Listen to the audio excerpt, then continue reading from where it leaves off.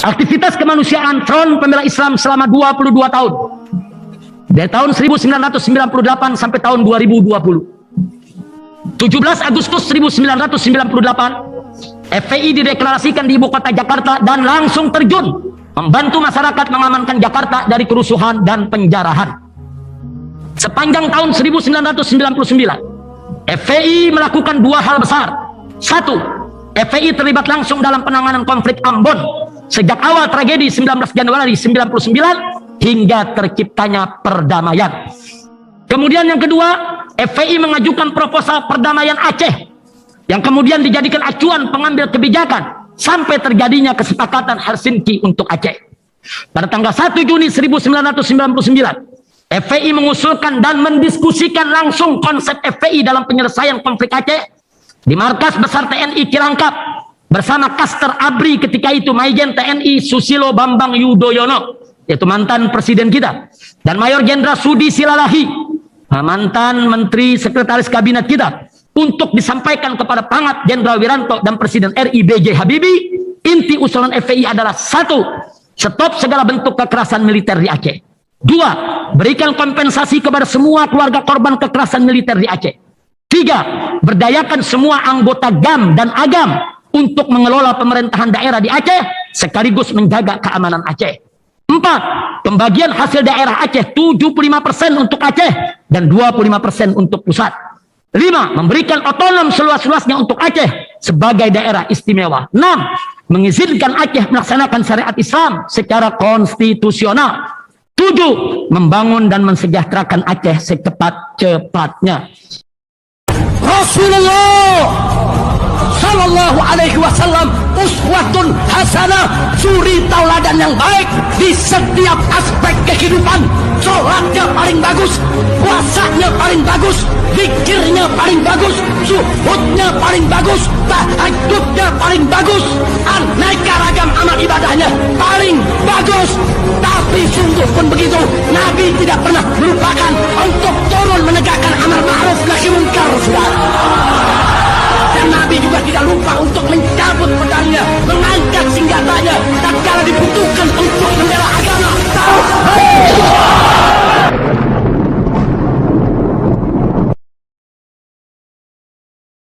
Maaf majelis hakim yang mulia, sebenarnya saya enggan menanggapi dakwahan ini, khusus persoalan ini. Namun karena jaksa penuntut umum punya niat jahat untuk memfitnah FPI dan melecehkan anggota beserta simpatisannya, maka saya memandang perlu untuk memaparkan aneka kegiatan kemanusiaan FPI yang luar biasa, baik di dalam maupun di luar negeri. Kalau jaksa menyampaikan 13 bukti pelanggaran yang dianggap sebagai 13 kesalahan, saya mampu untuk menghadirkan ribuan bukti aktivitas kemanusiaan yang dilakukan FPI selama 22 tahun. Maka itu saya mohon maaf majelis hakim, karena ini terlalu panjang. Saya kalau boleh saya hanya memilih beberapa poin saja untuk aktivitas kemanusiaan. Ya, baik. Karena kalau silakan. Saya baca semua memakan waktu majelis hakim. Karena juga nanti kita akan baca masing-masing ya. Tetap kita terima kasih majelis hakim. Jadi saya ringkaskan saja kepada semua pengacara. Beberapa saya pilih yang saya pandang sangat perlu. Ya. Aktivitas kemanusiaan Front Pembela Islam selama 22 tahun. Dari tahun 1998 sampai tahun 2020. 17 Agustus 1998, FPI dideklarasikan di ibu kota Jakarta dan langsung terjun membantu masyarakat mengamankan Jakarta dari kerusuhan dan penjarahan. Sepanjang tahun 1999, FPI melakukan dua hal besar. Satu, FPI terlibat langsung dalam penanganan konflik Ambon sejak awal tragedi 19 Januari 1999 hingga terciptanya perdamaian. Saya dan kawan-kawan langsung turun ke Ambon dan langsung menghadiri perdamaian tersebut yang dipimpin oleh Bapak Wakil Presiden Hamzah Has ketika itu. Kemudian yang kedua, FPI mengajukan proposal perdamaian Aceh yang kemudian dijadikan acuan pengambil kebijakan sampai terjadinya kesepakatan Helsinki untuk Aceh. Pada tanggal 1 Juni 1999, FPI mengusulkan dan mendiskusikan langsung konsep FPI dalam penyelesaian konflik Aceh di markas besar TNI Cilangkap bersama Kaster ABRI ketika itu Majen TNI Susilo Bambang Yudhoyono, yaitu mantan presiden kita, dan Mayor Jenderal Sudi Silalahi, mantan Menteri Sekretaris Kabinet kita, untuk disampaikan kepada Pangkat Jenderal Wiranto dan Presiden RI B.J. Habibie. Inti usulan FPI adalah: 1. Stop segala bentuk kekerasan militer di Aceh. 2. Berikan kompensasi kepada semua keluarga korban kekerasan militer di Aceh. 3. Berdayakan semua anggota GAM dan AGAM untuk mengelola pemerintahan daerah di Aceh sekaligus menjaga keamanan Aceh. 4. Pembagian hasil daerah Aceh 75% untuk Aceh dan 25% untuk pusat. 5. Memberikan otonom seluas-luasnya untuk Aceh sebagai daerah istimewa. 6. Mengizinkan Aceh melaksanakan syariat Islam secara konstitusional. 7. Membangun dan mensejahterakan Aceh secepat-cepatnya. Ini diterima oleh Bapak Jenderal TNI Wiranto, dan pada tanggal 17 Agustus 99 beliau hadir dalam acara Milad FPI dan menyampaikan bahwa seluruh usulan proposal FPI sudah ditampung, diakomodir, diterima, bahkan sampai terjadinya perdamaian di Helsinki.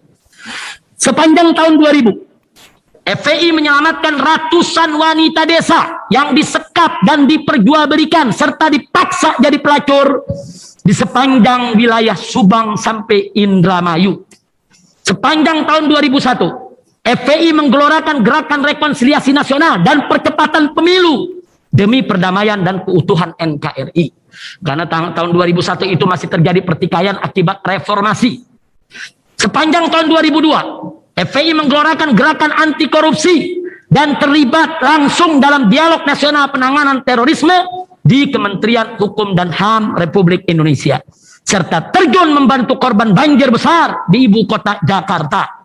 Sepanjang tahun 2003, FPI terlibat langsung dalam penanganan konflik Poso dan aktif kampanye stop bom teror. Kami kampanye di mana-mana supaya tidak ada lagi peledakan, tidak ada lagi orang yang menggunakan bom dengan alasan apapun.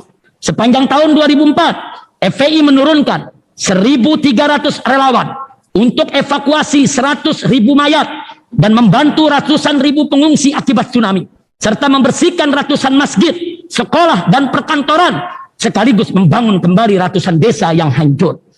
Sebagai catatan Majelis Hakim, 100 mayat yang kami evakuasi dari 100.000, maksudnya 100.000 mayat yang kami evakuasi, dari 100.000 itu ada 70.000 mayat yang kami urus. Kami kafankan, kami sholatkan, kami kuburkan. Yang 30.000 kami minta bantuan TNI. Setelah kami evakuasi, kami serahkan kepada TNI untuk dibawa ke kuburan massal. Jadi total semua yang kami urus dalam evakuasi adalah 100.000 jenazah.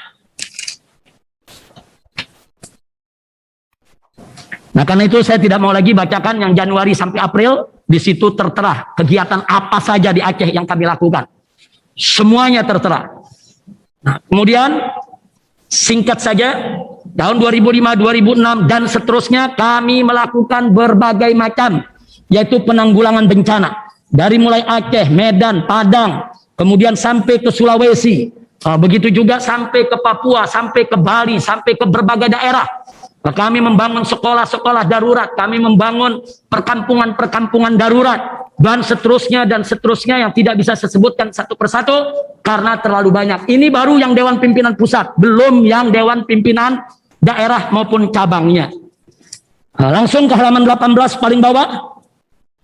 Tanggal 28 Desember 2020, 2 hari sebelum FPI dibubarkan, FPI masih sempat turun membantu korban tanah longsor di Ciamis dan membantu korban banjir di Subang dan Indramayu.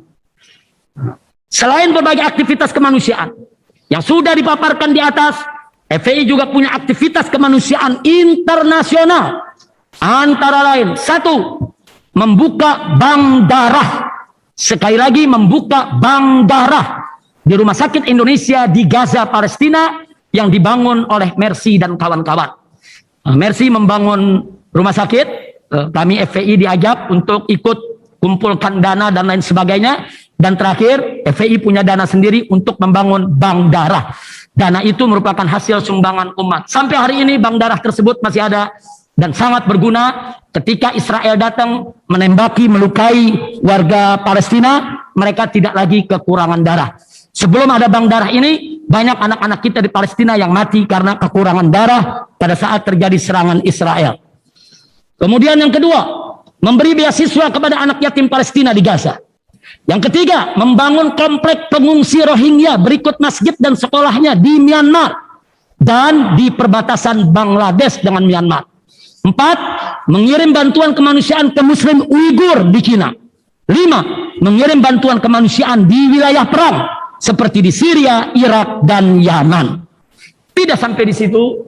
Jadi setelah tidak sampai di situ, masih banyak lagi yaitu aktivitas kemanusiaan yang dilakukan oleh FPI. Makanya saya sangat sesalkan jaksa penuntut umum hanya memaparkan 13 pelanggaran.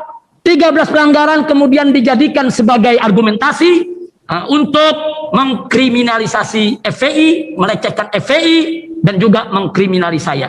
Baiklah, kita lanjutkan kepada jaksa penuntut umum. Tidak sampai di situ, ternyata jaksa penuntut umum suka ngarang bebas dengan mengatakan bahwa Wali Kota Jakarta Pusat Bayu Megantara dan Kapolres Metro Jakarta Pusat Heru Novianto serta Kasat Intelkam Polres Metro Jakarta Pusat Ferguson telah menyampaikan pemberitahuan lisan dan tulisan kepada saya tentang prokes, lalu saya tidak mematuhinya. Jawaban saya bahwa saya tidak kenal dan tidak pernah bertemu dengan mereka. Saya pun tidak pernah mendengar atau menerima pemberitahuan mereka tentang prokes baik lisan maupun tulisan. Dan saya tidak tahu apakah mereka menemui panitia maulid atau tidak. Mungkin mereka temui panitia maulid, mungkin tidak. Tapi saya tidak pernah ketemu dengan mereka, tidak pernah bicara, tidak pernah menerima surat apapun dari mereka. Jadi jaksa penuntut umum jangan ngarang bebas. Jadi jaksa penuntut umum sekali lagi jangan mengarang cerita yang penuh kebohongan. Sehingga dakwahan jaksa penuntut umum tidak lebih dari berita hoax yang penuh bohong dan dusta. Lalu jaksa penuntut umum pun memfitnah saya, membuat rekaman undangan maulid Petamburan saat ceramah di Tebet dan mengunggahnya di YouTube. Lagi-lagi jaksa penuntut umum berbohong dan berdusta serta memfitnah. Untuk ini saya nyatakan bahwa saya tidak pernah merekam atau meminta direkam atau menyuruh direkam undangan maulid Petamburan saat ceramah di Tebet, saudara, apalagi mengunggahnya di YouTube. Karenanya saya ingatkan kepada jaksa penuntut umum, stop bohong, stop dusta, stop hoax, stop fitnah. Harap jaksa penuntut umum tidak mengotori sidang pengadilan yang terhormat ini dengan bohong, dusta, hoax, dan fitnah. Takutlah kalian kepada Allah Subhanahu wa Ta'ala. Karenanya kepada kepolisian maupun kejaksaan, khususnya jaksa penuntut umum, dalam kasus kerumunan maulid Nabi Muhammad SAW, saya ingatkan sekali lagi, takutlah kepada Allah Subhanahu wa Ta'ala. Jangan sekali-kali melakukan kezaliman dan penzaliman. Hari ini kita bertemu di pengadilan dunia, esok kita akan berkumpul di pengadilan akhirat. Saudaraku, polisi dan jaksa, nasihat saya untuk Anda, jangan pernah beralasan hanya melaksanakan tugas atau terpaksa ditekan atasan sehingga Anda berbuat zalim. Karena jika alasan tersebut dibenarkan, maka berarti tidak ada lagi kezaliman yang boleh disebut sebagai kezaliman. Na'udzubillah min dzalik. Mimpi di siang bolong kalau kita ingin membuat hak dan batil hidup berdamping-dampingan, saudara. Jadi kalau yang hak tidak pernah disuarakan, yang hak tidak pernah ditegakkan, yang hak tidak pernah diperjuangkan, yang hak tidak pernah dilaksanakan, mimpi di siang bolong kalau yang batil akan sirna dari depan kita, saudara.